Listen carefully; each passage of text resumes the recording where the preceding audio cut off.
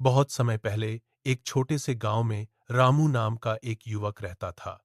बचपन में ही उसके माता पिता का निधन हो गया था। अनाथ होने के कारण उसे कभी परिवार का प्यार नहीं मिला।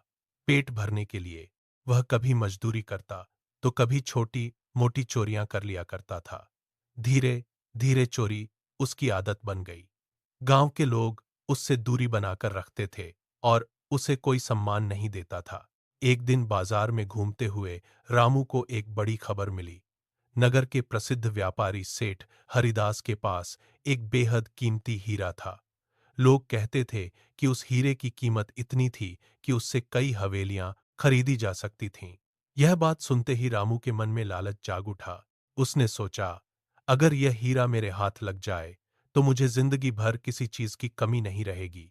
इसके बाद उसने कई दिनों तक सेठ हरिदास की हवेली पर नजर रखी। उसने पहरेदारों की गतिविधियां देखीं, घर के आने जाने का समय समझा और आखिरकार एक योजना बना ली। एक अंधेरी रात, जब पूरा नगर गहरी नींद में सो रहा था, रामू चुपके से हवेली में घुस गया। काफी खोजबीन के बाद उसे एक मजबूत लोहे का संदूक मिला।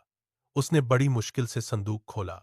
अंदर लाल मखमली डिब्बे में रखा हुआ चमचमाता हीरा देखकर उसकी आंखें फैल गईं। अब मेरी किस्मत बदल जाएगी, उसने मन ही मन कहा। वह हीरा लेकर हवेली से निकल पड़ा। लेकिन जैसे ही वह बाहर पहुंचा, एक चौकीदार की नजर उस पर पड़ गई। चोर, चोर, पकड़ो उसे। कुछ ही पलों में पूरे इलाके में हड़कंप मच गया। पुलिस उसके पीछे पड़ गई। रामू जान बचाकर भागने लगा। भागते भागते वह गांव के बाहर एक सुनसान जगह पहुंचा।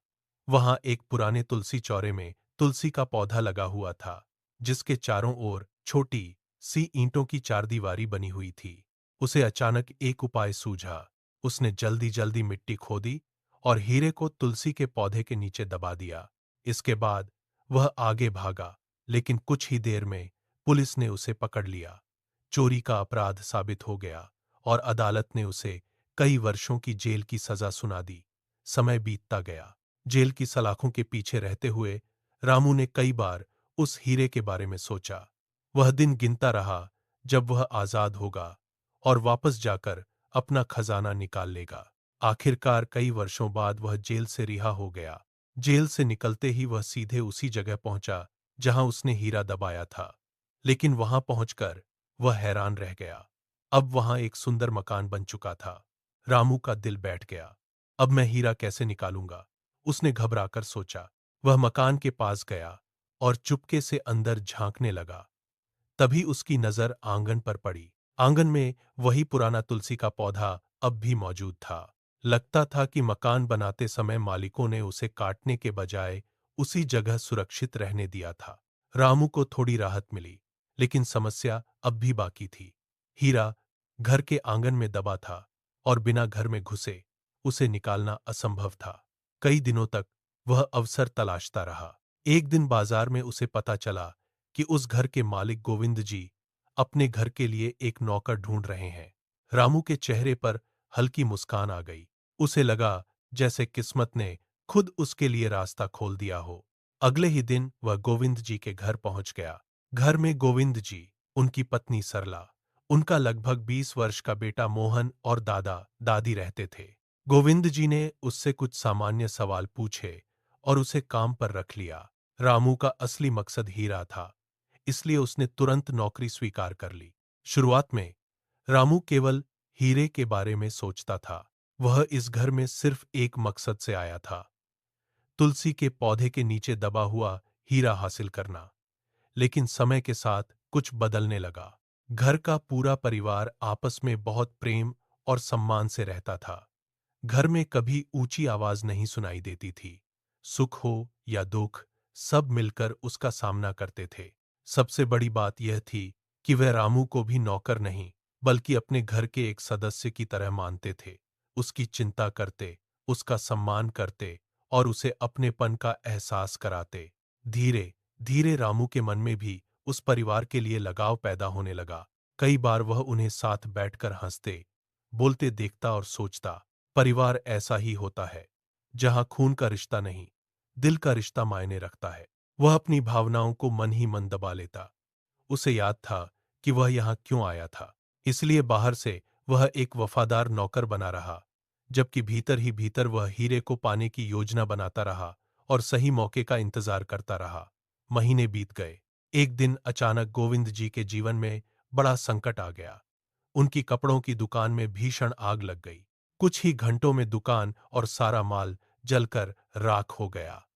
गोविंद जी को भारी नुकसान हुआ। उन पर कर्ज चढ़ गया। उधार देने वाले लोग रोज घर आने लगे। परिवार की सारी खुशियां जैसे एक पल में गायब हो गईं। एक रात रामू पानी लेने के लिए उठा। जब वह गोविंद जी के कमरे के पास से गुजरा तो उसे अंदर से धीमी आवाजें सुनाई दीं। गोविंद जी बेहद निराश होकर कह रहे थे, सरला, अब कुछ नहीं बचा। दुकान चली गई, पैसा चला गया। कर्ज इतना बढ़ गया है कि शायद हमें यह घर भी बेचना पड़े। सरला उन्हें ढांढस बंधाने की कोशिश कर रही थीं, लेकिन उनकी अपनी आंखों में भी आंसू थे। यह सुनकर रामू का दिल भारी हो गया। उस रात उसे नींद नहीं आई, लेकिन फिर उसके मन में एक और विचार आया, अगर घर बिक गया तो मेरा हीरा भी हमेशा के लिए खो जाएगा। मुझे जल्दी कुछ करना होगा। कुछ दिनों बाद ऐसा मौका आया जब घर के सभी सदस्य किसी रिश्तेदार के यहाँ गए हुए थे। घर में केवल रामू था। उसे लगा कि यही सही समय है। वह फावड़ा लेकर आंगन में पहुंचा। कांपते हाथों से उसने तुलसी के पौधे के पास मिट्टी खोदनी शुरू की। अंदर वही चमकता हुआ हीरा सुरक्षित रखा था। वर्षों का इंतजार आखिर खत्म हो चुका था। रामू ने हीरा अपनी मुट्ठी में कसकर पकड़ लिया। बस अब उसे इस घर से निकल जाना था। लेकिन जैसे ही वह आंगन पार करने लगा, उसकी नजर तुलसी के पौधे पर पड़ गई। वह कुछ पल के लिए वहीं रुक गया। उसकी आंखों के सामने पिछले कई महीनों की यादें घूमने लगीं। उसे याद आया कि किस तरह इस परिवार ने बिना कोई सवाल किए उसे अपने घर में जगह दी थी। कैसे उन्होंने उस पर भरोसा किया था, कैसे उन्होंने उसे सम्मान दिया था, जबकि पूरी दुनिया उसे चोर समझती थी। उसे पिछली रात गोविंद जी की टूटी हुई आवाज भी याद आने लगी। शायद हमें यह घर भी बेचना पड़े। रामू का दिल बेचैन हो उठा। एक तरफ उसके हाथ में वह हीरा था जिसके लिए उसने वर्षों तक इंतजार किया था। दूसरी तरफ वे लोग थे जिन्होंने उसे पहली बार अपनापन दिया था। तभी उसकी अंतरात्मा जैसे उसे झकझोर उठी। रामू, क्या तुम फिर वही गलती करने जा रहे हो जिस लालच ने तुम्हें जेल पहुंचाया था? क्या आज फिर उसी रास्ते पर चलोगे? जिन लोगों ने तुम्हें अपना समझा, क्या उनके सबसे बुरे समय में तुम उन्हें छोड़कर भाग जाओगे? रामू के हाथ कांपने लगे। उसकी आंखों से आंसू बहने लगे। उसे एहसास हो गया कि असली दौलत उसके हाथ में पकड़ा हुआ हीरा नहीं था। असली दौलत तो उसे इस घर में मिल चुकी थी। एक परिवार, अपनापन और विश्वास। शाम को जब परिवार घर लौटा तो रामू ने सबको बैठक में बुलाया। कांपती आवाज में उसने अपनी पूरी कहानी सुना दी। उसने बताया कि कैसे उसने वर्षों पहले हीरा चुराया था, कैसे वह जेल गया और कैसे उसी हीरे को पाने के लिए इस घर में नौकर बनकर आया था। फिर उसने वह हीरा गोविंद जी के हाथों में रख दिया। कमरे में सन्नाटा छा गया। कुछ देर तक कोई कुछ नहीं बोला। आखिरकार दादाजी उठे और रामू के पास आए। उन्होंने उसके कंधे पर हाथ रखा और बोले, बेटा, गलती हर इंसान से होती है, लेकिन अपनी गलती स्वीकार करके सही रास्ता चुनना बहुत कम लोगों के बस की बात होती है। गोविंद जी की आंखें भी नम हो गईं। उन्होंने कहा, आज तुमने साबित कर दिया कि तुम बदल चुके हो।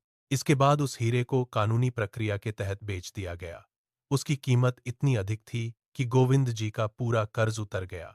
उनका कारोबार फिर से शुरू हो गया और धीरे धीरे उनकी जिंदगी पहले की तरह खुशहाल हो गई। लेकिन इस कहानी का सबसे बड़ा बदलाव धन नहीं था। सबसे बड़ा बदलाव रामू था। जिस युवक ने लालच में चोरी की थी, वही युवक अब ईमानदारी और सच्चाई की मिसाल बन चुका था।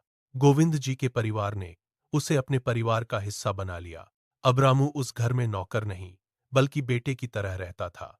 और पहली बार अपने जीवन में उसे वह चीज मिली थी जिसकी कमी उसे हमेशा खलती रही थी, एक अपना परिवार। सीख, इंसान की सबसे बड़ी दौलत धन नहीं, बल्कि उसका चरित्र और उसके अपने लोग होते हैं।